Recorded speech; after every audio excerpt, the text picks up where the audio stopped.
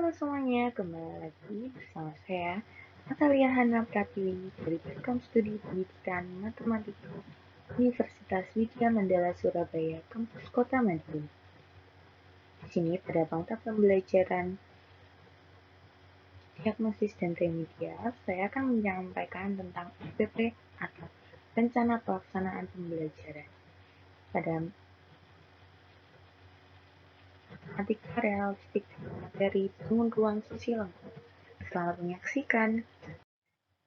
Di sini, pada mata pembelajaran matematika pada kelas 10, dengan materi bangun ruang sisi lengkung dengan pokok bahasan tabung, alokasi waktu 2 kali pertemuan, 2 kali 45 menit. Lalu, di sini ada standar kompetensi, yaitu mengidentifikasi unsur-unsur tabung. Lalu di B, yaitu kompetensi dasar, yang pertama, membuat generalisasi luas permukaan dan volume berbagai bangun ruang sisi lengkung, yaitu tabung. Yang kedua, menghitung luas selimut dan volume tabung. Dan yang terakhir, memecahkan masalah yang berkaitan dengan tabung. Lalu yang C, ada indikator. Indikator apa yang akan kita pelajari, yaitu memahami dan menentukan unsur dari tabung. Yang kedua, memahami dan menentukan jari-jari tabung. Dan yang terakhir, memahami luas dan volume tabung. B. Tujuan dari pembelajaran ini, setelah mengikuti proses pembelajaran, peserta didik dapat mengembangkan kompetensi, yaitu jika hasil pembelajaran tentang bangun ruang sisi lengkung dalam materi tabung, siswa memahami unsur dari tabung, siswa memahami jari-jari tabung, terakhir siswa memahami luas dan volume dari tabung. Di sini ada penyajian materi. Ini materi unsur-unsur tabung. Tabung memiliki 3 sisi, yaitu bidang sisi alas yang disebut alas, sisi lengkung yang disebut dengan selimut tabung, dan bidang sisi atas yang sebagai tutup. 3. Sisi alas dan sisi atas tabung berbentuk lingkaran yang kongruennya sama dan sejajar. Yang keempat, sisi lengkung jika dibentangkan akan berbentuk persegi panjang dengan ukuran panjang sama dengan keliling alas. Lalu tabung lebarnya yaitu tinggi tabung. Yang terakhir, tabung merupakan prisma yang alasnya berupa lingkaran. Sesuai pada gambar yang ditunjukkan, di situ ada D, yaitu diameter, R jari-jari, T itu tinggi tabung, selimut tabung, dan sisi alas. Diameter yaitu 2 kali panjang jari-jari. Lalu di materi berikutnya ada jaring-jaring tabung. Jika pada sebuah tabung pada sisi lengkungnya dipotong sedemikian rupa, maka akan diperoleh jaring-jaring tabung seperti gambar di atas. Jaring-jaring tersebut terdiri dari 2 buah lingkaran alas dan tutupnya yang kongruen dengan jari-jari R dan sebuah selimut untuk persegi panjang dengan ukuran panjangnya yaitu keliling lingkaran alas sama dengan 2 kali I kali R dan lebar yaitu tinggi tabung. Di sini telah ditunjuk yaitu sisi alasnya lingkaran, lalu ada selimut tabung dan sisi alas bawah. Dan pada materi yang terakhir yaitu luas dan volume tabung. Berdasarkan ketentuan pada gambar 22 di atas tadi, jika jari-jari lingkaran alas R dan tinggi tabung adalah T, maka diperoleh yang pertama, luas selimut tabung yaitu luas persegi panjang dengan rumus panjang kali lebar dan keliling lingkaran alas kali tinggi tabung yaitu 2πRT. Yang kedua, luas seluruh sisi tabung sama dengan luas alas ditambah luas atas ditambah luas selimut tabung.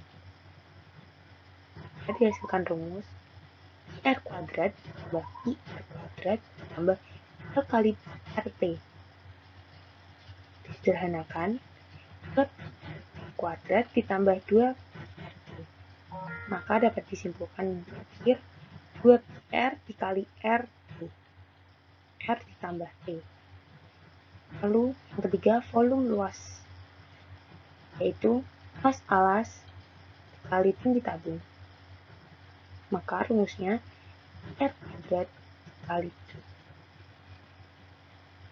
luas selimut tabung untuk T, luas seluruh sisi tabung 2 kali I kali R kali R tambah T, dan yang terakhir volumenya IR kuadrat.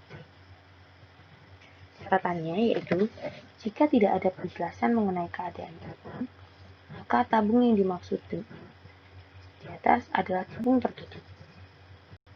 Luas seluruh tabung sering disebut dengan luas tabung aja. Pada materi ini kita melakukan pendekatannya yaitu MR, Pelajaran Matematika Realistik Indonesia. Adapun di sini model dan metodenya. Modelnya yaitu cooperative inquiry, dan pada metodenya kita akan yang pertama dengan sesi tanya jawab, kerja kelompok, demonstrasi, dan penugasan yang akan diberikan terakhir. Ada kegiatan pembelajaran. Awal kegiatan pembelajaran yaitu adanya salam dan menanyakan kabar dari guru ke murid. Dan absen, siswa diminta mengingat kembali materi yang pernah diajarkan. Lalu guru memotivasi siswa, dan guru menyiapkan materi dengan menampilkan slide. Setelah kegiatan awal, lalu kita masuk pada kegiatan inti. Di sini kegiatan inti, pertama peserta didik diberi motivasi dan panduan untuk melihat, mengamati, membaca, dan menuliskannya kembali tentang materi pemecahan masalah yang melibatkan bangun ruang sisi lengkung.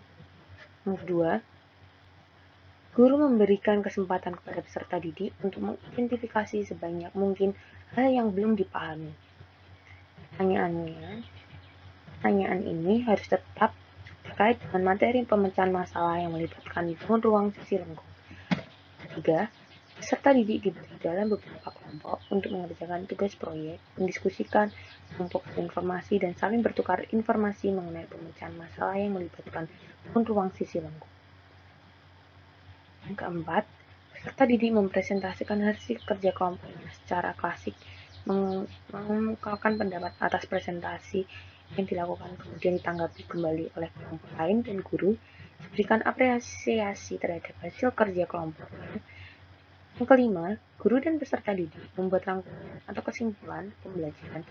Poin-poin apa sih yang penting dalam pembelajaran yang baru dilakukan. Dan yang terakhir, peserta didik kemudian memberikan kesempatan untuk menanyakan kembali hal-hal apa yang masih belum dipahami, masih belum dilakukan, yang menjadi miskonsepsi yang masih belum mereka pahami, dapat ditanyakan kembali, dibahas bersama-sama lagi. Lalu di sini yang terakhir ada kegiatan penutup. Kegiatan penutup itu memberikan post-test dengan tes uraian. Kedua, guru dan siswa melakukan refleksi dengan mengevaluasi seluruh aktivitas pembelajaran dan menyimpulkan manfaat hasil pembelajaran yang telah dilaksanakan pada hari itu juga. Ketiga, kegiatan pembelajaran diakhiri dengan guru memberikan informasi kepada siswa tentang materi yang akan dipelajari pada pertemuan berikutnya. Berpesan kepada siswa agar memaksimalkan ibadah menjaga kesehatan diri dan keluarga dengan ada di rumah. Yang terakhir, peserta didik diberi tugas mengerjakan soal dalam bentuk HOTS dan mempelajari di akhir dengan berdoa, salam. Adapun sumber dan alat media yaitu yang pertama sumber buku pelajaran kelas 10 semester ganjil. Ada alatnya yaitu LCD, lalu ada media slide yang telah disiapkan untuk bahan ajar. Dan di sini ada evaluasi. Penyampaian proses melalui kegiatan aktif siswa melakukan kegiatan kerja kelompok pada penilaian hasil melalui tugas individual dan tugas kelompok yang telah dikumpulkan dalam bentuk esai, soal lembar kerja kelompok, tugas individu, dan PR. Di sini merupakan contoh penilaiannya untuk masuk tahap dalam evaluasi. Sekian presentasi dari saya. Apabila ada kekurangan salah kata dalam penyampaian materi ini atau menginformasikan materi hari ini, saya ucapkan terima kasih dan maaf. Masih ada kekurangan. Sampai jumpa kembali. Bye.